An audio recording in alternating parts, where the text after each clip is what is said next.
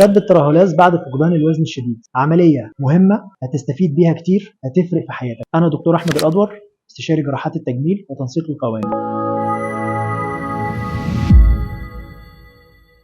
اولا الف مبروك، انت عديت بالمرحله الصعبه ان انت تخلصت من الدهون اللي عندك، سواء بالدايت او سواء بعمليه تكميم او تحويل المسار. نيجي للجزء الاسهل بالنسبه لنا وهو موضوع الترهلات. بعد عمليات فقدان الوزن الشديد بيبقى فيه ترهلات في الجسم كله. الترهلات دي ملهاش اي حل غير التدخل الجراحي، لازم ندخل نقص الجلد ده ونعمل شد للترهلات. العمليه دي الافضل ان احنا يفضل نعملها على كذا مرحله، يعني ما يفضلش ان احنا نعمل شد الترهلات في الجسم مره واحده. غالبا احنا بنبدا الاول بالجزء السفلي، بنعمل شد ترهلات في البطن، بيبقى حاجه اسمها البيلت لايبكتومي او شد البطن الحزامي، لان غالبا الترهلات بتبقى موجوده في البطن وفي منطقه اسفل الظهر وفي منطقه الاجناب، وبنعمل معانا شد للترهلات المؤخره، وبنعمل شد لاسفل الظهر. المرحله الثانيه بنطلع فوق على الجزء العلوي، بنعمل شد لترهلات الذراعين وشد للترهلات اعلى الظهر وشد للترهلات الموجوده في منطقه الاكزيلا او الترهلات اللي في منطقه اسفل الابط، وبنعمل شد لترهلات الصدر. بندخل في مرحله ثانيه او ثالثه بنعمل شد لترهلات الفخذين،